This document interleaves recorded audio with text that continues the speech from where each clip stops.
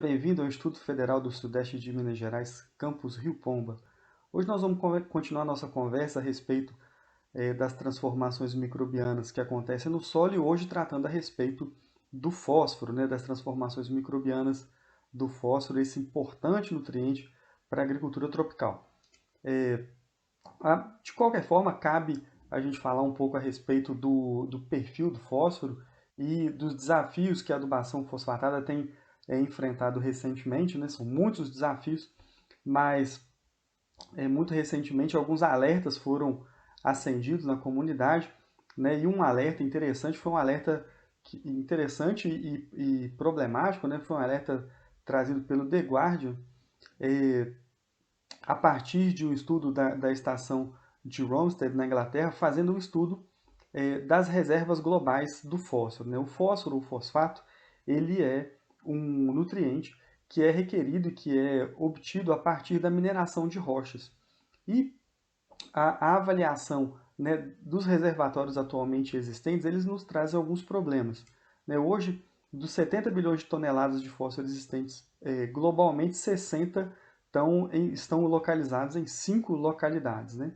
E o grande problema é que, como esse é um material de mineração, né, proveniente de mineração e de extração, os 3 países mais populosos do mundo têm reservas que vão durar entre 23 e 37 anos, o que significa que muito em breve esse material ele vai se tornar muito caro no mercado, né? A previsão de finalização de todas as reservas globais, né, segundo o artigo, né, da estação de Rømsted, do Blackwell, ela está prevista para daqui a 237 anos.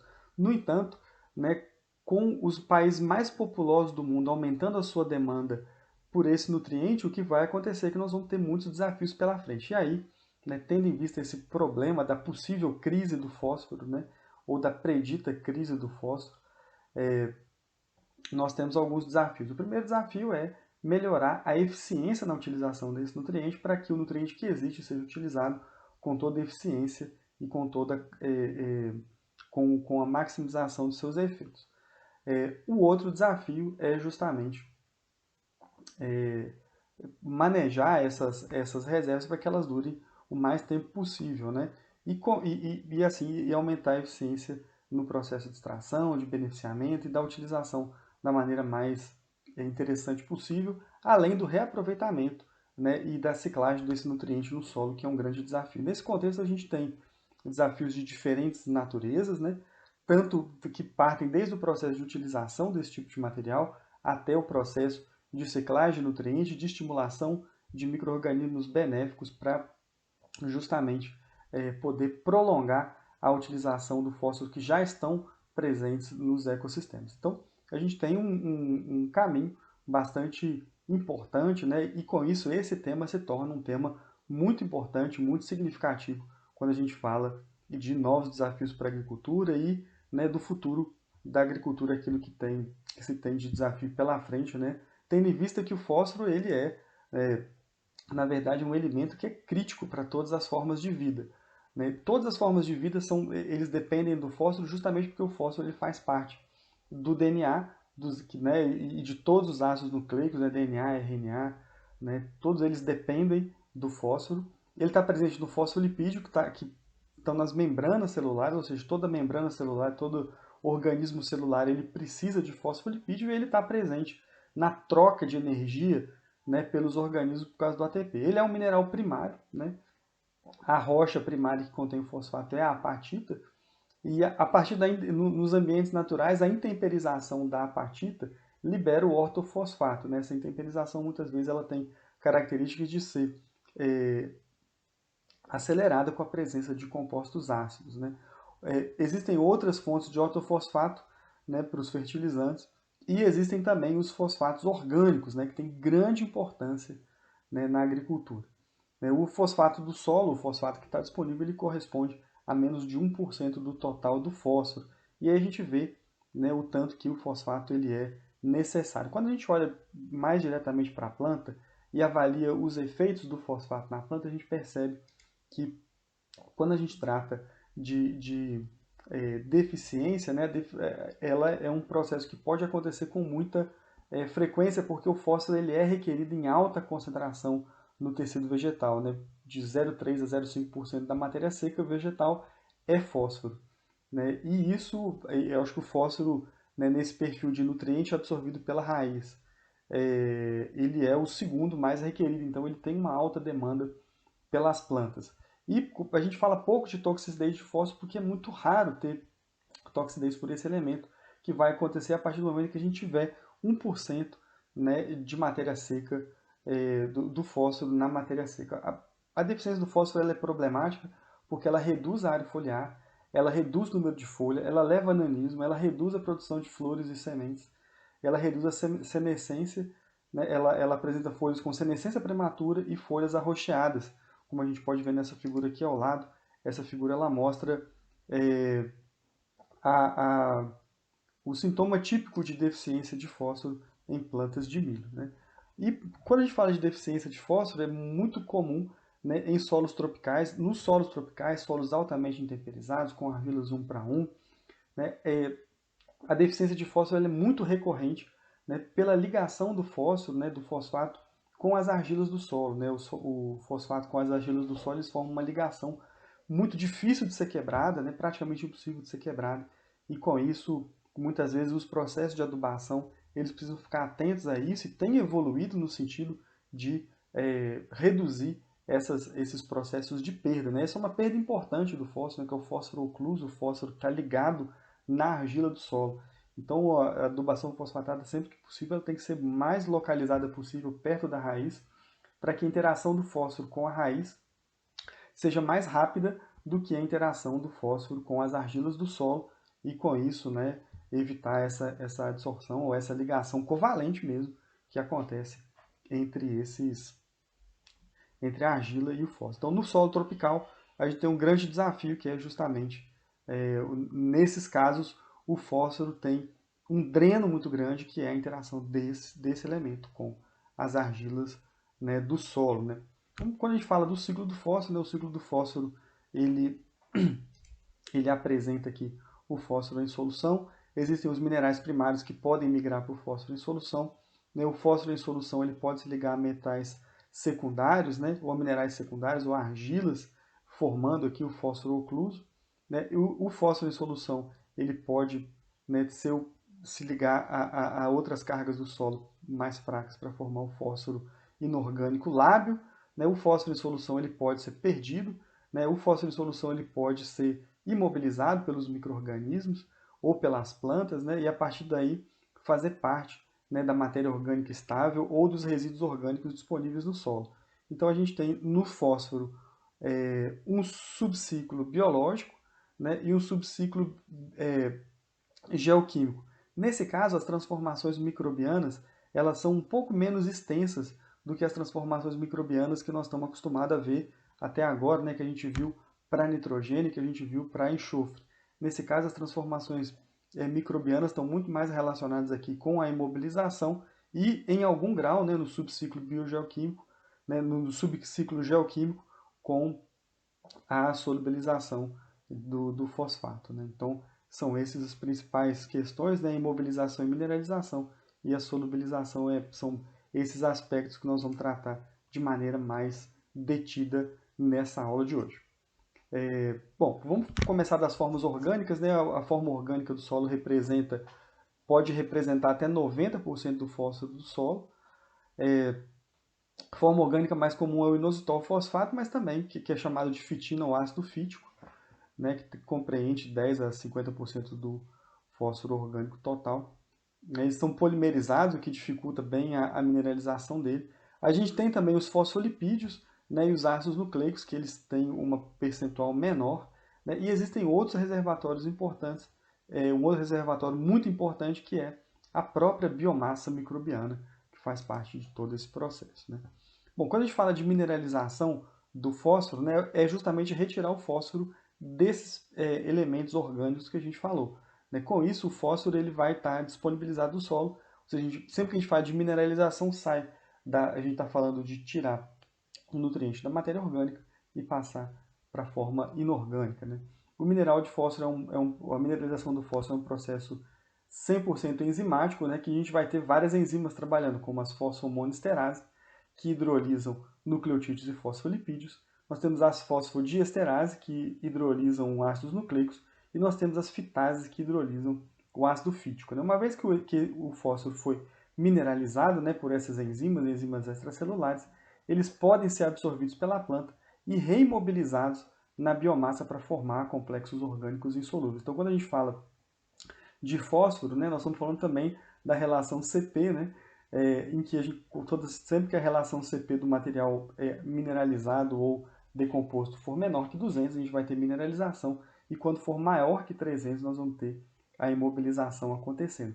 Isso por conta justamente da quantidade de fósforo que é necessária nos tecidos vegetais. Né? E aí a gente vê o processo de mineralização e imobilização acontecendo em relações bastante estendidas.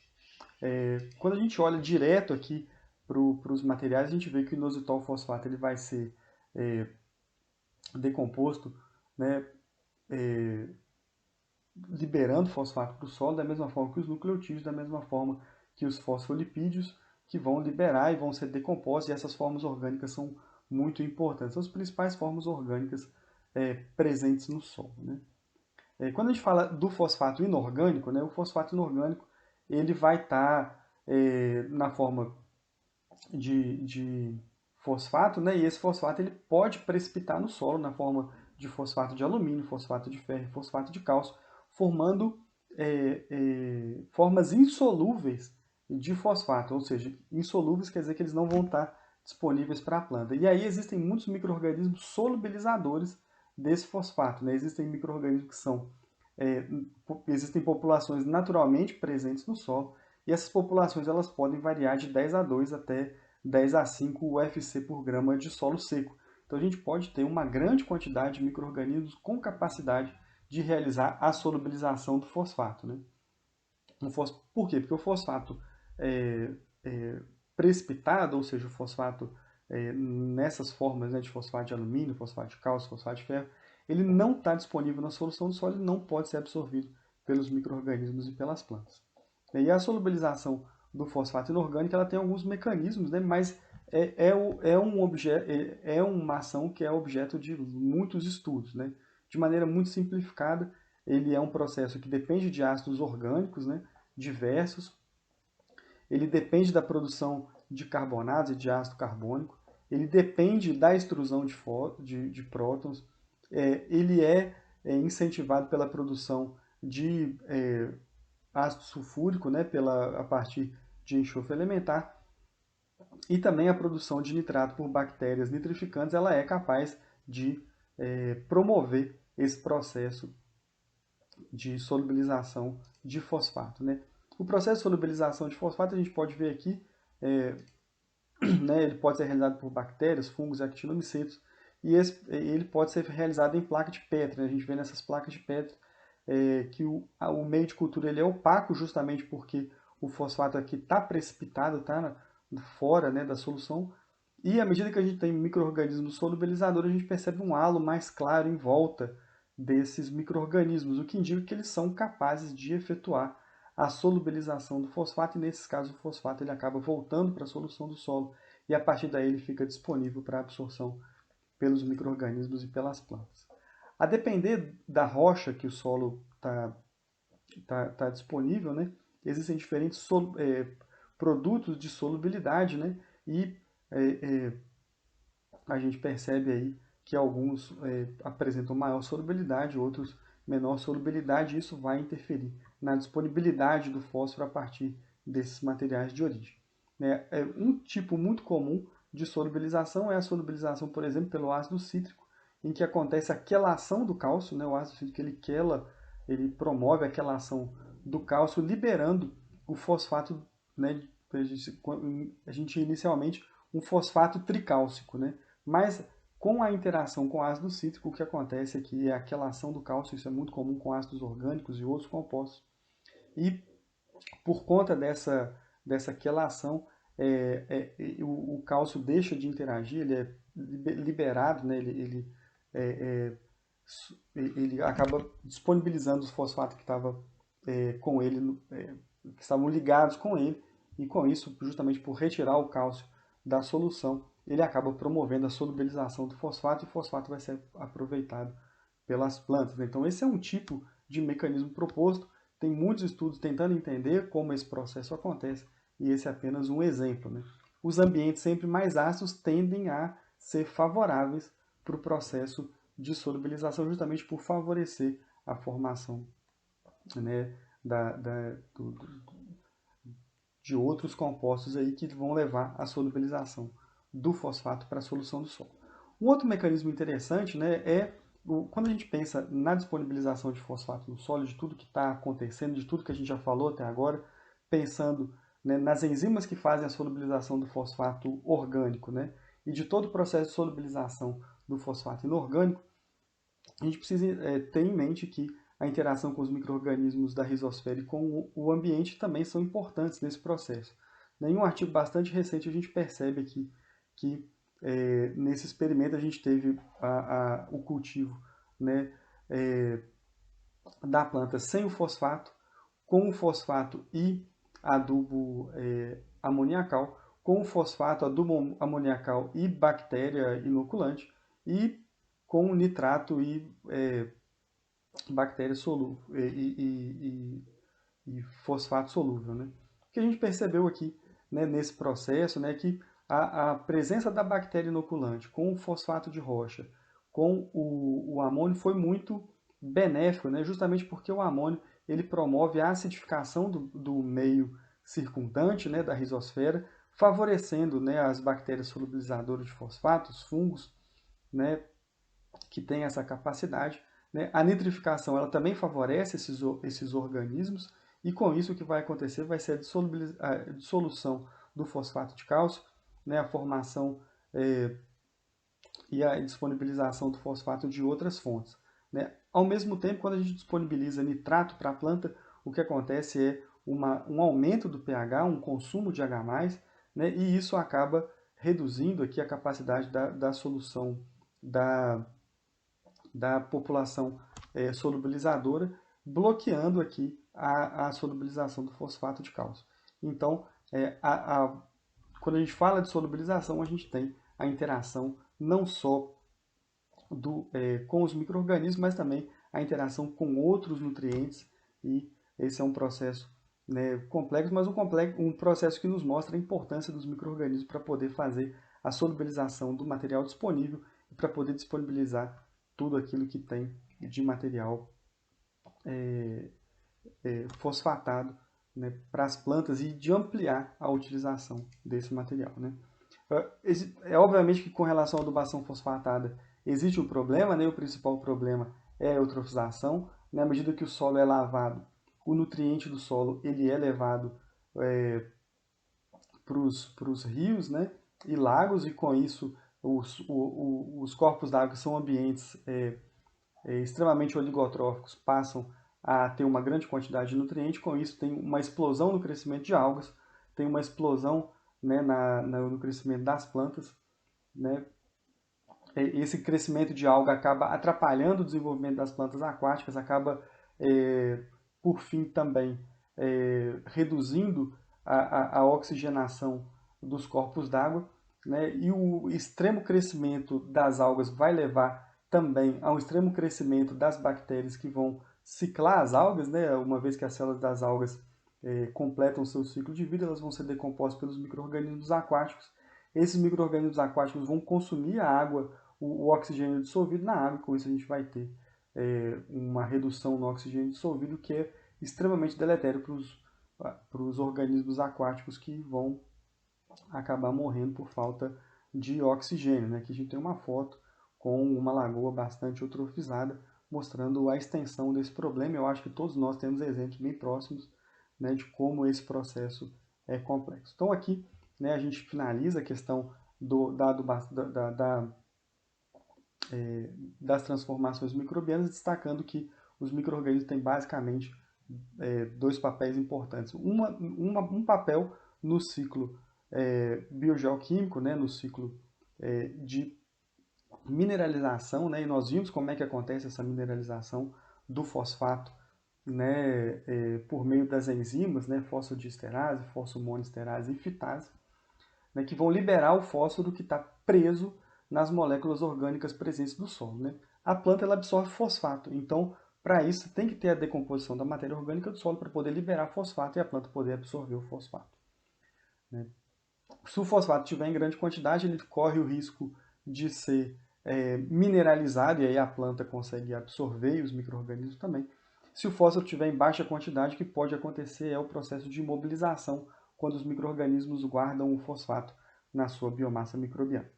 Um outro caso que nós falamos é o processo de disponibilização de nutrientes a partir de rochas, né? E aí a partir da dissolução de rochas, então por isso que a acidez é importante, porque a acidez do solo ela acaba por promover a acidez do solo, ela acaba por promover a dissolução, né, ou a intemperização da rocha, e a intemperização das rochas ela pode levar à, né, à disponibilização de fósforo e também a solubilização, né, que é a recuperação das formas de fosfato que estão presas, né, ou que estão precipitadas nas formas principalmente de fosfato de cálcio, de alumínio e de ferro, né, e essa solubilização ela tem um papel importante de ácidos orgânicos que atuam como quelantes ali, disponibilizando fosfato que está ligado a esses elementos, né, cálcio, ferro e alumínio. Né, os fosfatos de cálcio eles são mais facilmente